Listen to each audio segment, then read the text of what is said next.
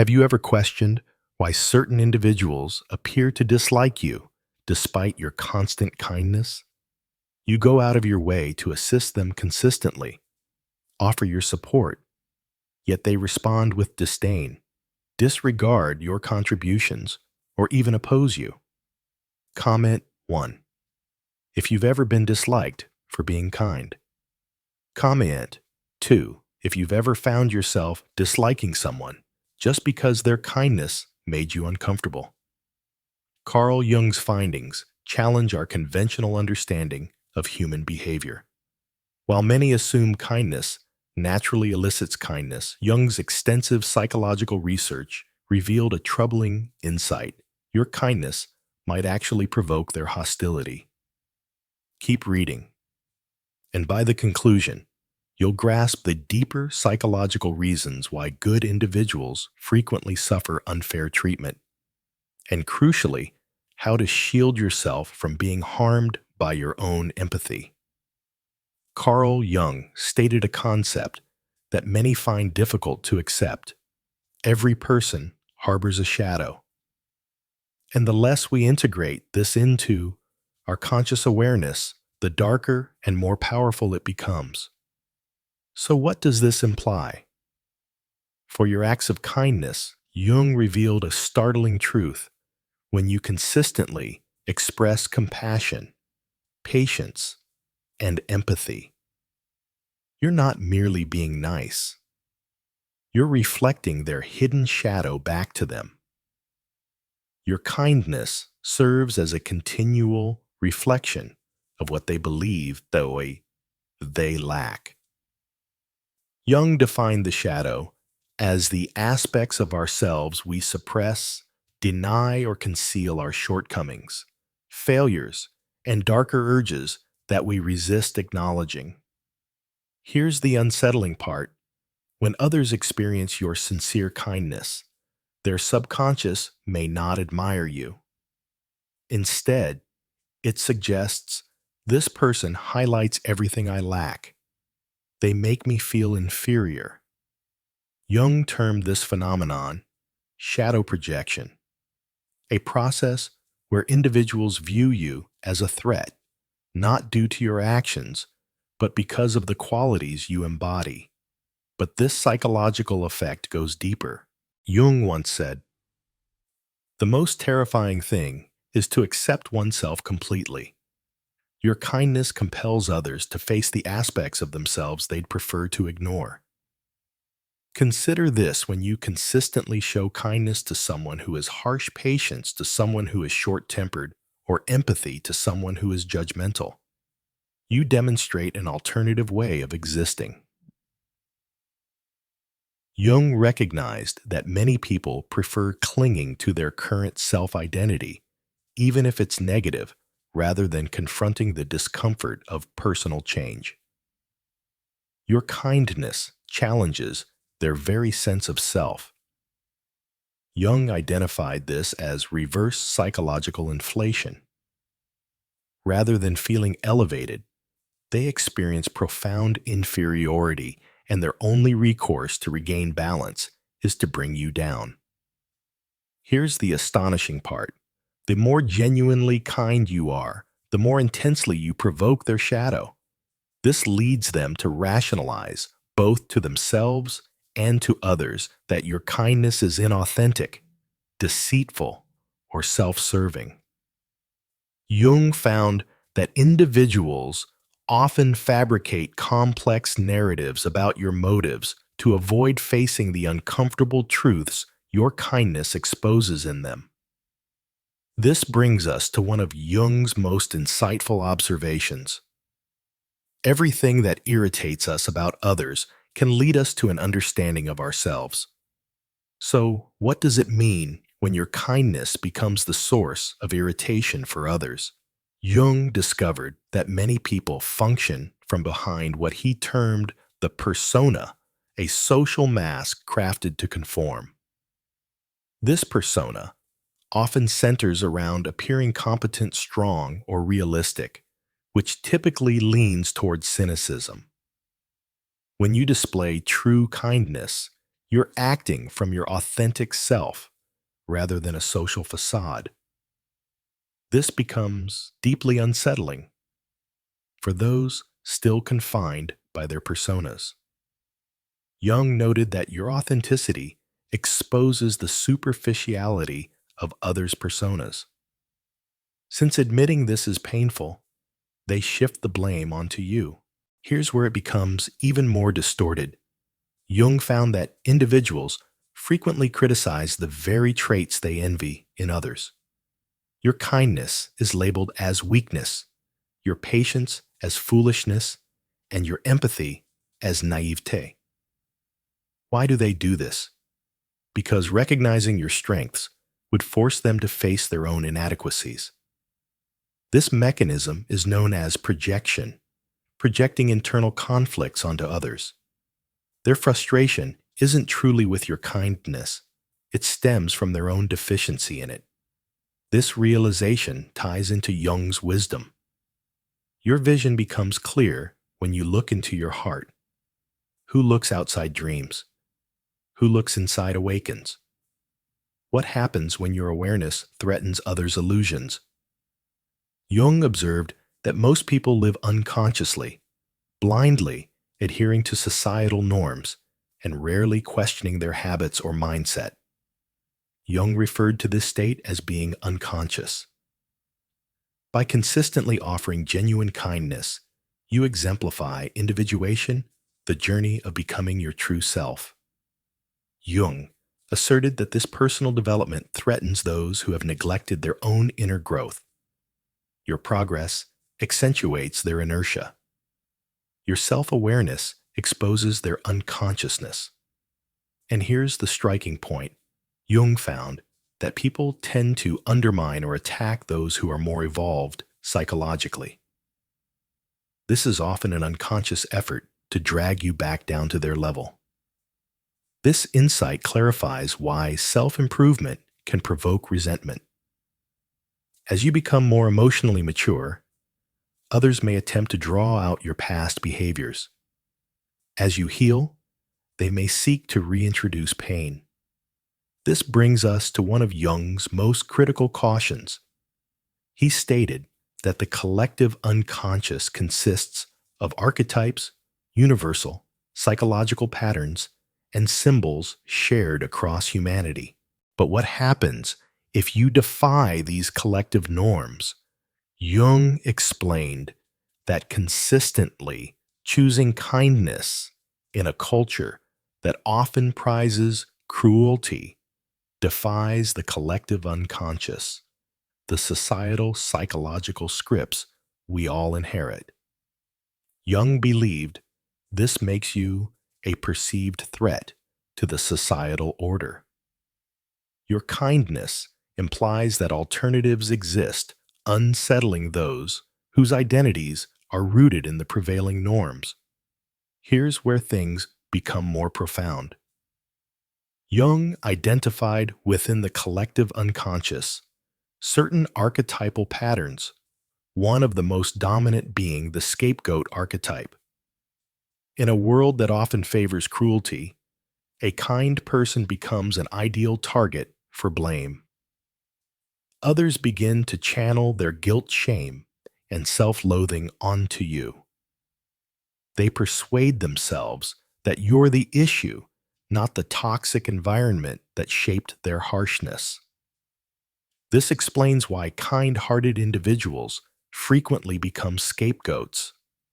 Your compassion doesn't merely provoke individuals, it disrupts collective behavior. Groups may band together against you, not due to your actions, but because of the ideals you symbolize. Comment 1. If you've ever felt ganged up on just for being genuine. Comment 2. If you've ever judged someone harshly just because they didn't fit in with the group. This leads us to a pivotal question. Jung stated, "The privilege of a lifetime is being who you are. But what if your true self draws hatred from others?" Here's Jung's significant observation. Those who react negatively to your kindness might be exposing something essential within you, places where you might be surrendering your power or seeking approval through acts of goodness. Jung emphasized that genuine kindness arises from inner strength, not from a place of fragility. It stems from clear boundaries, not a desire to appease others. Yet here's a hard truth. Occasionally, the kindness that provokes dislike isn't true kindness, it's manipulation. Jung would suggest that you might be trying to shape others' perceptions of you through good behavior. Jung referred to this as the helper's neurosis. If your kindness is a strategy to gain affection, validation, or approval, then it's not genuine, it's performative, and people can often detect that. He found that this form of insincere kindness tends to provoke more hostility than authentic compassion because it comes across as controlling and disingenuous. How can you distinguish real kindness from the performative kind? Jung once said, "I am not what happened to me. I am what I choose to become." This is where Jung's insights take a transformative turn. To navigate hatred and projection, you must first realize that their animosity toward your kindness is not truly about you. It reflects their own internal struggles. It stems from how they relate to their shadow, their unresolved trauma and fears. Jung explained that once you comprehend this, you gain the power to decide how to react. You can still practice kindness, but it must be grounded in strength, not vulnerability.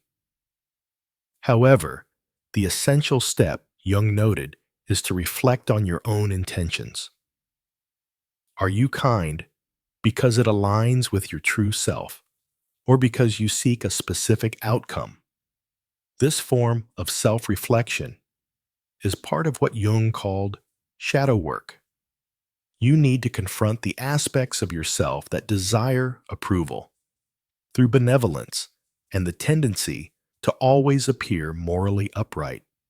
True kindness without expectations becomes possible only after you've acknowledged and embraced your own shadow.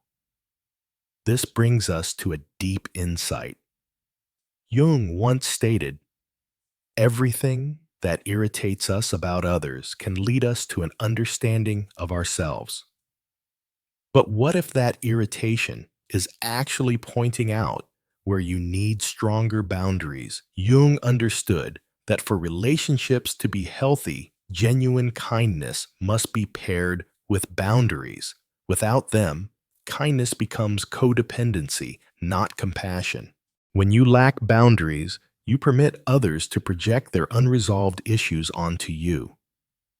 Jung emphasized that emotionally healthy individuals value sincere kindness because it doesn't challenge their self-worth.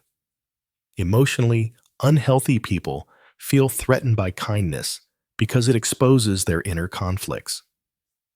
The pivotal insight Jung offered is this: strong boundaries allow you to be compassionate without making yourself vulnerable to exploitation.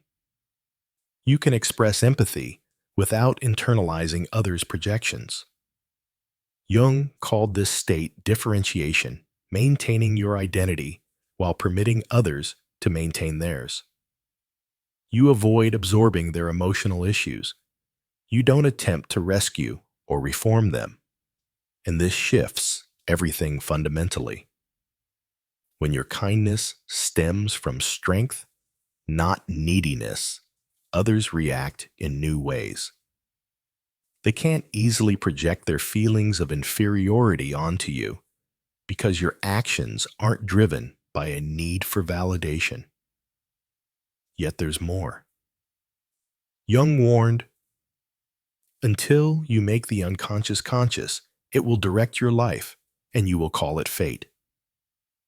One of the most hidden patterns influencing our lives is the dynamic between the rescuer and the victim. Jung uncovered that many individuals who feel hurt because of their kindness are unknowingly stuck in the rescuer role. They habitually seek out people to save without realizing the psychological trap it creates.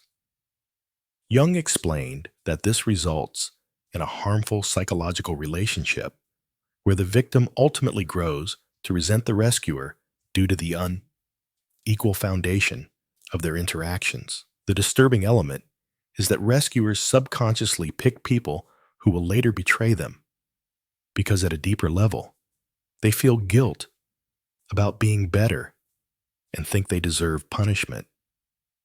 Jung found this to be a type of unconscious self-sabotage, an attempt to recreate early life patterns where kindness or goodness led to punishment. This repetition of experience has a cause. If you consistently attract people who react negatively to your kindness, Jung would suggest you're unconsciously selecting them. You may be looking for individuals who reaffirm your internalized fears. This leads to Jung's ultimate insight. Your task is not to seek for love, but merely to seek and find all the barriers within yourself that you have built against it. This principle also applies to kindness. Jung's concluding wisdom is that you shouldn't stop being kind. Instead, eliminate the internal obstacles that turn your kindness into a lightning rod for resentment.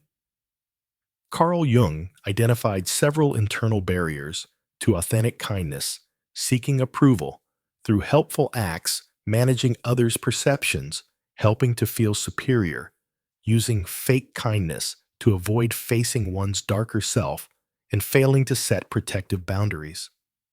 The uplifting truth is that once these barriers are cleared, your kindness becomes a force of genuine strength. It flows from inner abundance, not deficiency from power, not fragility. Jung found that authentic kindness grounded in inner strength is seldom met with hostility. It doesn't provoke insecurity in others because it isn't driven by the need to prove your goodness. This is the point where transformation begins. Jung noted, "The most terrifying thing is to accept oneself completely. Once you do, including your shadow, your kindness becomes unwavering." Jung understood that genuine kindness requires no external validation. It doesn't depend on recognition or affecting change in others. He taught that real kindness is a natural expression of your true self, not a tactic to obtain approval, affection, or control. Here's the irony. Once your kindness is truly genuine, it becomes harder for others to despise. They may still not value it, but they'll struggle to project negativity onto it because it doesn't challenge their ego. Jung described this as embodying your true self. You're not acting kind, you are kind. You're not trying to look virtuous, you're living your genuine nature. This leads to a final revelation. Jung said, "Where love rules, there is no will to power, and where power predominates, love is lacking." But what if your kindness exposes someone else's emotional emptiness? Jung uncovered that steady kindness reveals emotional abundance. It signals that you possess the capacity to give freely without expecting anything back. Jung explained that this can activate a deep symbolic form of envy, archetypal envy, in individuals who feel emotionally deprived. Your compassion highlights their inability to offer love unconditionally. But it gets darker. Jung discovered that envy often goes beyond desiring what you possess. It aims to ruin it. People driven by envy don't admire your kindness. They feel compelled to discredit it, convinced it must be insincere. That's why they challenge your kindness, pushing limits, issuing excessive requests, or creating dilemmas that force you to refuse. They then use your need to enforce boundaries as alleged evidence that your kindness was merely a facade. Jung found this behavior to be a subconscious, yet deliberate effort to pull you down to their emotional level. If they can't achieve your inner richness, they aim to destroy it. This leads to another key insight. Jung stated, "Everything that irritates us about others can lead us to an understanding of ourselves. But what if others are projecting their own harshness onto your acts of kindness?" Jung uncovered that people who have engaged in cruelty or emotional neglect often find true kindness inconceivable. Their minds struggle to process altruistic behavior. Jung explained that such individuals project their own manipulative tendencies onto others. They believe your kindness is transactional, aimed at gaining money, affection, influence, or praise, because that's how they themselves would behave. The disturbing twist, according to Jung, is that such individuals may become fixated on unmasking what they perceive as your concealed intentions. They might scrutinize your history, interpret your behaviors suspiciously, and construct elaborate stories to rationalize your apparent kindness. Jung identified this phenomenon as paranoid projection, where someone is so distrustful of genuine kindness that they interpret every kind act as a covert strategy. For them, a compliment seems like flattery, support appears as manipulation, and empathy is perceived as patronizing. The more you attempt to demonstrate your authenticity, the more their doubt grows. Jung noted that trying to justify your kindness only reinforces their suspicions. Your defense in their eyes becomes proof of guilt because they believe that genuine people wouldn't need to explain their goodness. This situation gives rise to what Jung termed the authenticity paradox. He also introduced the concept of the wounded healer, a symbol of the mind's capacity for self-healing. But what if your compassion challenges someone's identity built on emotional suffering? Jung explored the phenomenon of individuals who are emotionally attached to their pain. Some individuals define themselves by their trauma, seeing their suffering as central to who they are, a way to gain attention, and a rationale for avoiding personal growth. Jung explained that when you offer kindness, you extend an opportunity for healing. Yet healing requires them to relinquish their identity based on pain. And that can be frightening. The startling insight Jung revealed is that such people may actively disrupt their own healing processes just to preserve their sense of familiar misery. They might repel your compassion and later use your withdrawal as validation for their belief that they are always abandoned.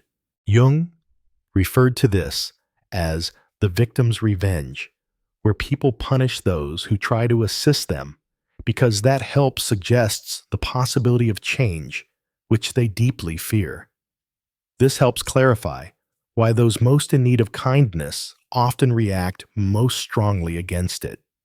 They aren't merely rejecting support, they're denying the potential for personal change.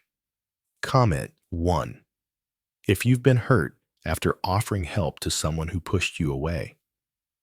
Comment 2. If you've ever rejected kindness because you didn't believe it was real. Jung found that this dynamic forms a mental trap where they must cast you as the villain in order to preserve their identity as the victim. Things become even more intricate. Jung remarked, The meeting of two personalities is like the contact of two chemical substances. If there is any reaction, both are transformed. But what if the other person resists being changed by your compassion? Jung recognized a concept called psychological superiority. By consistently opting for kindness over hostility, patience over rage, and empathy over judgment, you exhibit emotional, not moral superiority. Jung explained that this can spark what he called inferiority compensation. Observing your emotional development can make others feel diminished, pushing them to level the field by undermining you. The troubling aspect Jung found is that people may weaponize your kindness, turning it into a liability. To elevate themselves, they may label you as overly kind, gullible, or weak. Jung termed Fassersound this defensive devaluation. When they can't criticize your kindness, they target your intellect, resilience, or life experience instead. They strive to persuade themselves and others that kindness is synonymous with foolishness. This brings us to a painful insight Jung saw, that some individuals would prefer being ruthless and clever over being kind and perceived as naive. They mistake emotional wisdom for mental weakness. Yet, Jung's insight also offers liberation. He said the most terrifying thing is to accept oneself completely. Your genuine kindness can compel others to face their unresolved self-acceptance issues.